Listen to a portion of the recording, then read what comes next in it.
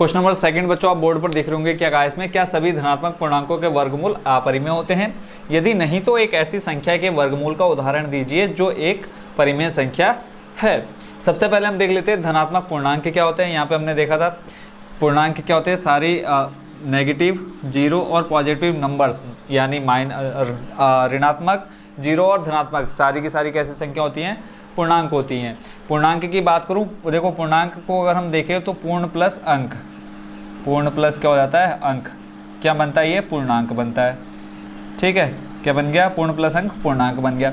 अब बोला है कैसी, धनात्मक संख्या, तो धनात्मक संख्या में आपका क्या आ जाएगा, 1 2 3 4, ये आपकी जो एक पूरी संख्या होती है उसको आप क्या बोलते हैं, पूर्णांक बोलते हैं। अब इसमें जो क्वेश्चन में पूछा है आपसे, पूर्णांक के वर्गमूल, वर्गमूल का मतलब क्या होता है, इसके ऊपर ये जो आपका इस तरह का चिन्ह होता है इसको आप बोलते हैं क्या, वर्गमूल बोलते हैं। ठीक है, रूट बोलते हैं, रूट, क्या बोलते हैं आप इसको, रूट।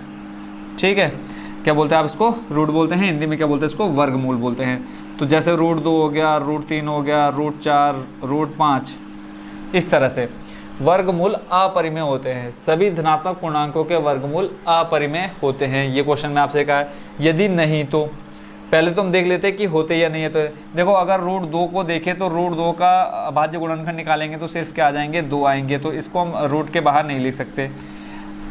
ऐसी संख्या देखनी है जिसके हमें क्या मिल जाए, जोड़े मिल जाए, क्या करने पर, अभाज्य गुणनखंड। अभाज्य गुणनखंड क्लास 10th में भी आपका आएगा टॉपिक, यहाँ पे मैं आपको थोड़ा सा बेसिक बता दूंगा।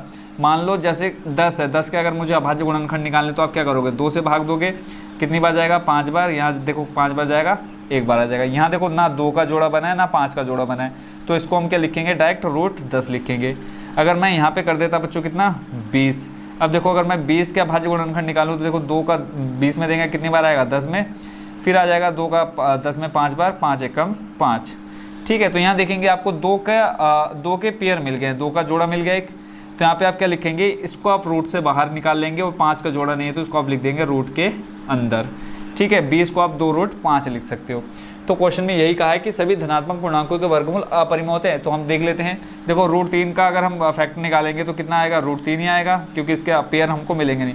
4 का निकाल कर देख लेते हैं, 4 के देखो निकालेंगे तो देखो 2 का भाग जाएगा कितनी बार, 2 बार, फिर 2 से देंगे कितनी बार जाएगा, 1 बार। तो देखोगे यहाँ कितना मिल गया हमको, जोड़ा मिल गया, यानी ये आ जाएगा आपका किससे, रूट से बाहर।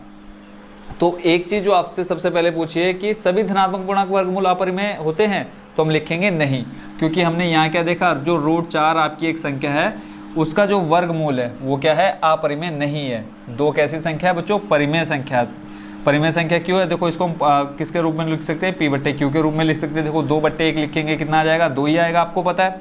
परिमेय संख्या के रूप में लिख सकते हैं, देखो ऊपर p है नीचे q है, q का मान 0 के बराबर नहीं है, p और q दोनों कैसी हैं, पूर्णांक संख्या है। तो ये क्या है, 2 कैसी है, अपरिमेय संख्या नहीं है। तो आप क्या लिखोगे, सभी धनात्मक पूर्णांक के वर्गमूल अपरिमेय नहीं होते हैं। ठीक है, तो हम क्या लिखेंगे, सभी। आई होप बच्चों इस तरह से आप इसका आंसर समझ चुके होंगे अब तक। तो लिखेंगे आंसर में हम सभी धनात्मक पूर्णांक, सभी धनात्मक पूर्णांकों के वर्गमूल, पूर्णांकों के वर्गमूल अपरिमेय नहीं होते हैं, अपरिमेय नहीं होते हैं। क्यों नहीं होते आप समझ गए होंगे, क्योंकि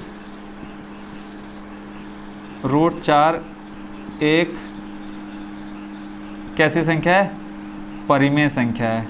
रूट 4 एक परिमेय संख्या है, परिमेय संख्या है जिसे हम, या जिसका वर्गमूल कितना होता है, जिसका वर्गमूल 2 होता है, 2 होता है,